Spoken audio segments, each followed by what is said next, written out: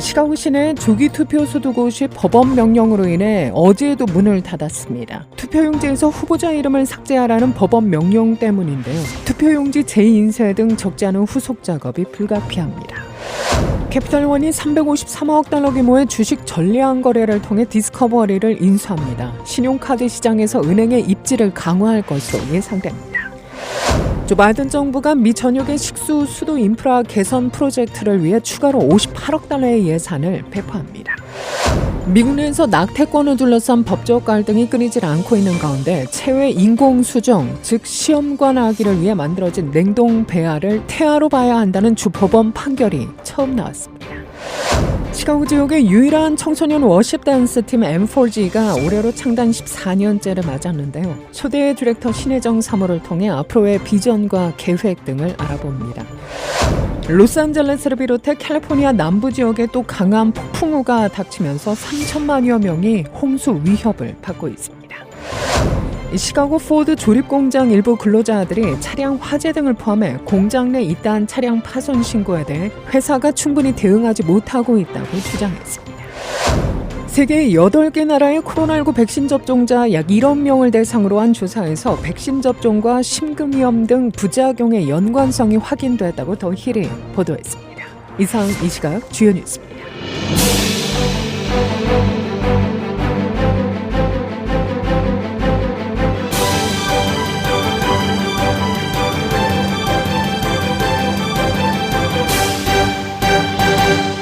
시카고 시내 사전투표소 2곳이 법원 명령으로 인해 어제도 문을 닫았는데요. 투표용지에서 후보자 이름을 삭제하라는 법원 명령 때문으로 투표용지 재인쇄 등 적지 않은 후속 작업이 불가피합니다.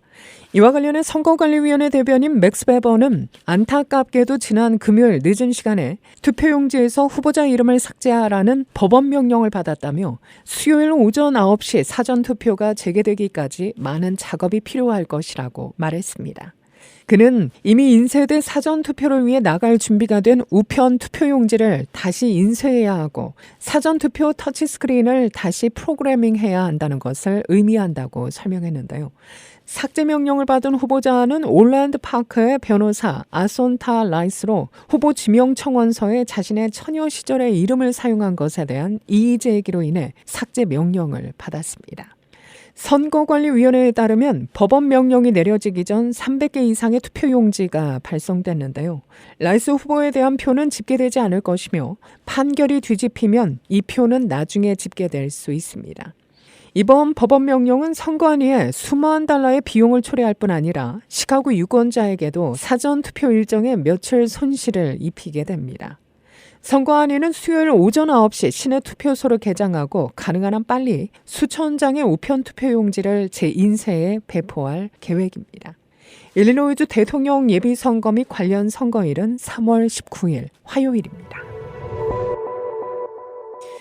캐피탈원이 353억 달러 규모의 주식 전량 거래를 통해 디스커버를 인수할 것이라고 어제 발표했는데요. 신용카드 시장에서 은행의 입지를 강화할 것으로 예상됩니다. 캐피탈원은 이날 밤 성명에서 디스커버 주주들은 자신이 소유한 디스커버 주식 1주당 1.0192주의 캐피탈원 주식을 받게 됩니다. 이는 지난 16일 금요일 종가 기준으로 약 27%의 프리미엄이 붙은 금액입니다. 성명에 따르면 거래가 성사되면 캐피탈원 주주들은 합병회사의 약 60%를, 디스커버 주주들은 약 40%를 소유하게 됩니다. 이번 거래는 2024년 말 또는 2025년 초 완료될 것으로 예상되며 규제당국 승인과 두 회사 주주들의 승인에 따라 달라질 수 있는데요. 디스커버 시장 가치는 약 277억 2천만 달러로 비자와 마스터카드, 아메리칸 익스프레스에 비해 규모가 작은 신용카드 회사 중 하나입니다.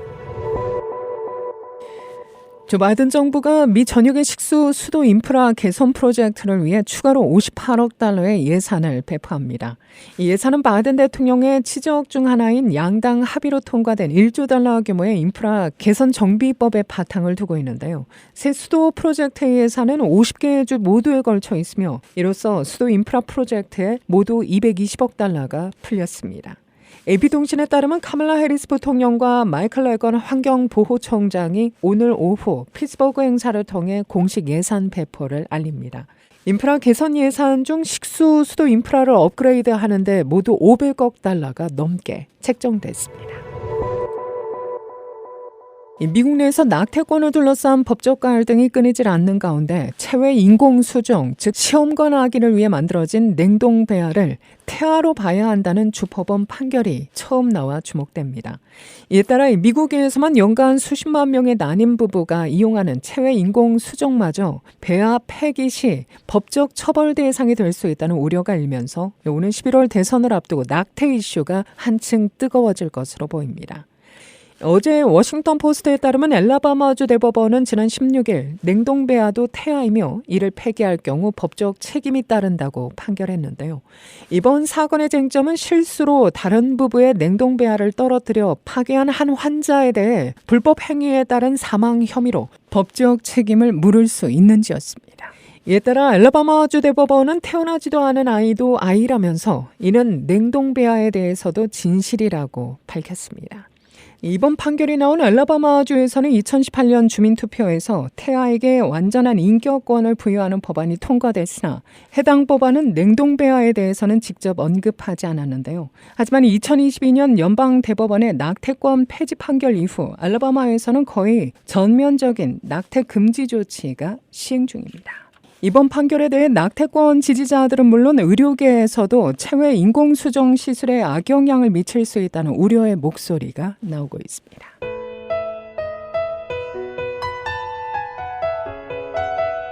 이 시카고 지역의 유일한 청소년 워십 댄스 팀 M4G가 올해로 창단 14년째를 맞았습니다. 2010년 7명의 학생들로 시작한 M4G, 현재 스텝을 포함해 120여 명에 달하는 크리스찬 문화사역체 중 가장 건강한 청소년 공동체로 성장해 오고 있는데요. 초대 디렉터 신혜정 사모를 통해 앞으로의 비전과 또 계획 등을 들어봤습니다.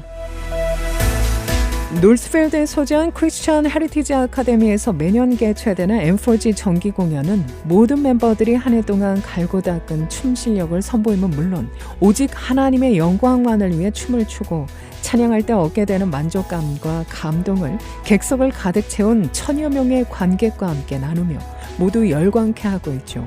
현재 M4G의 총감독은 신혜정 사모의 친딸이기도 한 에이미 신 안무가가 맡아 운영 중입니다. 창단 이래 14년이 흐른 지금 거대 조직으로 발전한 M4G. 운영에 있어 가장 큰 고민은 무엇일까요? 신사모는 불어난 멤버 수를 수용할 연습 공간과 스텝 충원을 들었습니다. M4G는 전체 인원 100명 중 학년과 춤 실력의 차등을 둬 주니어와 Peace Promise, Elevate, Legacy 등 총 4팀으로 구성해 운영하고 있는데요. 한 팀당 많게는 30명 정도가 소속돼 훈련하고 있지만 팀별로 훈련할 수 있는 공간은 턱없이 부족한 것이 현실입니다. 그럼에도 윌링에 소재한 그레이스 교회에서 매주 토요일 장소를 쓸 수 있도록 허락해 주심은 하나님께서 예비해 주신 은혜라고 말합니다. 관계자들에 의한 지역별 지부 운영에 대한 일부 의견도 나오고 있지만 원팀이라는 의미가 약해질 수 있다는 우려와 스텝 충원에 대한 어려움으로 현재는 고려 대상이 아니라는 것이 신사모의 지적이기도 한데요. 신사모가 정의하는 스텝이란 신앙 안에서 아이들에게 춤을 가르치고 리드해줄 멘토를 말합니다. 우리가 성장해 가니까 지역별로 좀 지부를 나누면 어떻겠느냐는 의견도 굉장히 많았어요. 네이버별 아니면 여기 시카고 지역 쪽으로도 지부를 나누면 어떻겠느냐 그런 말도 많이 있었는데 할 수 없는 이유가 뭐냐면 한 스텝들이 그 다음에 같은 공동체여야 돼요. 지부로 나눠서 해버리면 따로 노는 이 비즈니스처럼 그렇게 돼버리는 거죠. 한 가족이어야 되는 거죠. 이 리더십과 이 스텝들이 같이 움직여야 되는데 그게 쉽지 않은 거죠. 그런 필요가 많이 있었는데 할 수가 없었어요. 현재 팀원들은 매주 토요일 오후 1시 30분부터 4시 30분까지 3시간씩 영성훈련과 찬양, 댄스를 통해 건강한 청소년 크리스천 문화조성 및 지원 사역을 펼치고 있습니다. 주말 청소년 훈련 사역에 헌신할 선생님을 찾는 것도 기도 제목 중에 하나라는 신사모는 주로 졸업생들을 활용해 인턴제로 운영하지만 이 또한 대학 진학이나 직장 문제로 쉽지 않다고 토로했습니다. 첫 번째는 공간이고 그다음에 스태프들인 거죠. 지금 스태프들. 스태프들이 다 풀타임 일을 하면서 토요일 날 하루 헌신하는 거 아니면은 어떤 이벤트가 있을 때 또 거기 시간에 이제 헌신해서 하게 되고 만약에 그렇게 되면 이제 한 팀이 원투로 또 나눠지게 돼요. 네. 지금 4팀이 있는. 신사모에 따르면 모든 팀원들은 댄스 수업을 매주 1시간 전에 모여 기도하고 또 리더십 훈련을 합니다. 초등학교 2학년에서 4학년으로 구성된 주니어부터 모든 팀을 혼합해 10명 이하로 구성해 소그룹으로 운영 중인데요. 6학년 이상 학생들은 매년 여름 수련회에 참여하게 되고 전체 멤버십을 돈독하게 하기 위한 원데이 캠프와 외부 초청 아웃리치도 개최합니다. 이에 대해 신사모는 보여지기 위한 행사가 아닌 아이들의 신앙과 리더십, 멤버십을 훈련하기 위한 최고의 통로임을 확신할 수 있었다고 간증했습니다.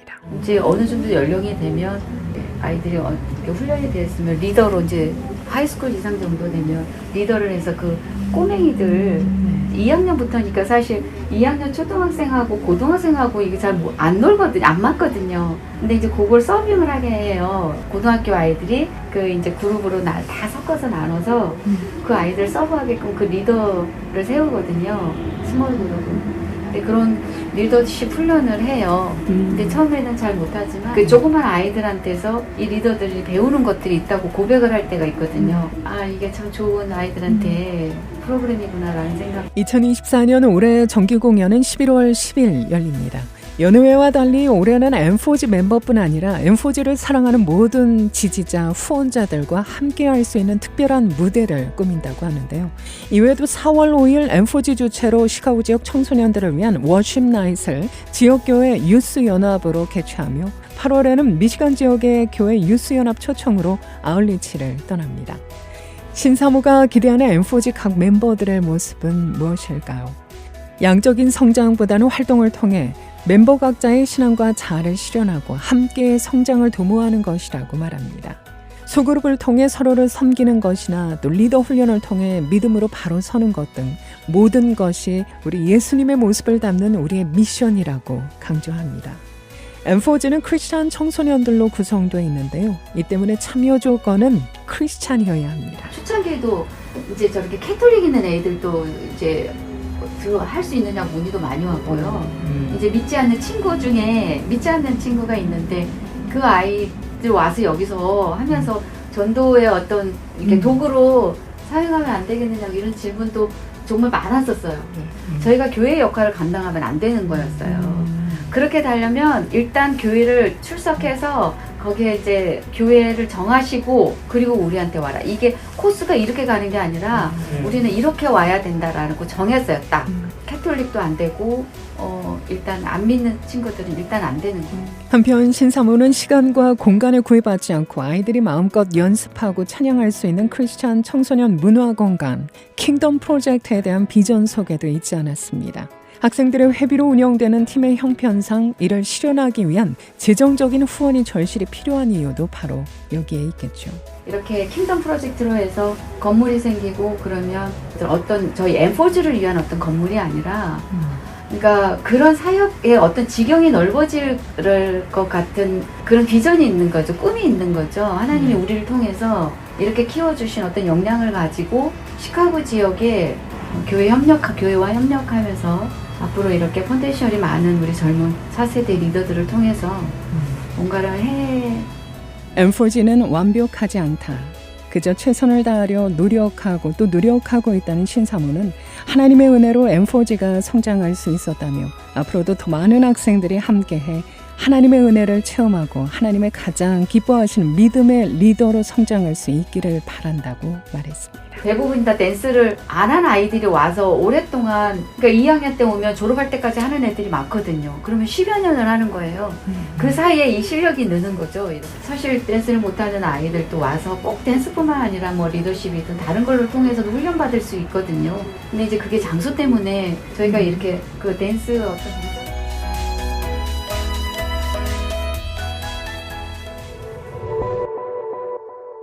시카고 포드 조립공장 일부 근로자들이 차량 화재 등을 포함해 공장 내에 잇따른 차량 파손 신고에 대해 회사가 충분히 대응하지 못하고 있다고 주장했습니다.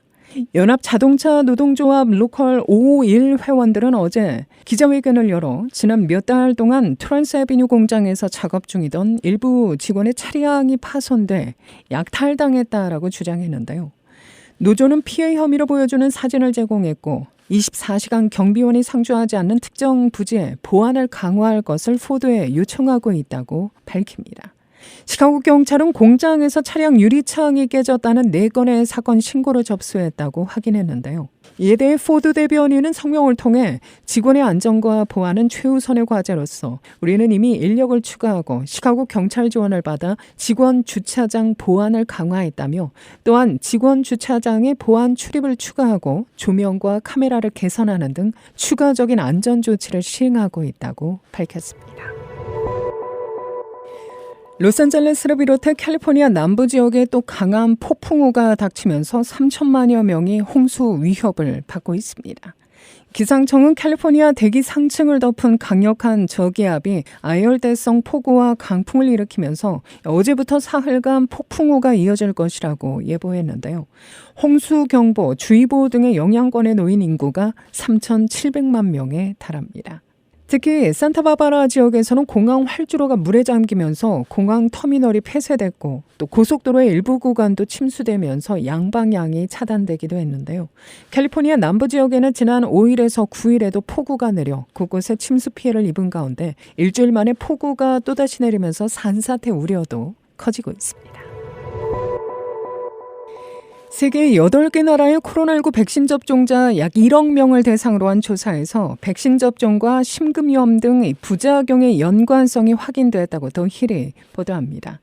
질병통제예방센터와 보건인적서비스부가 지원한 글로벌 코로나 백신 안전 프로젝트에 따르면 주사 대상 백신 접종자들을 42일간 지켜본 결과 심근염과 심낭염, 안면신경마비, 뇌신경질환인 길랭바레 증후군 등의 증상이 관찰됐습니다.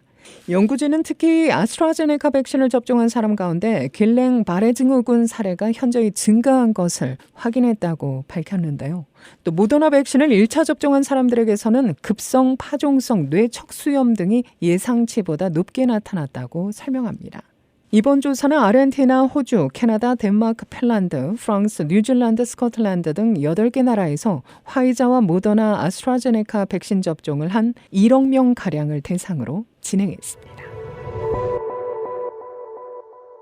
국무부가 최근 형평성을 증진하기 위한 행정명령 이행 방안에 평등 및 평등 증진이 포함되었다고 전했습니다.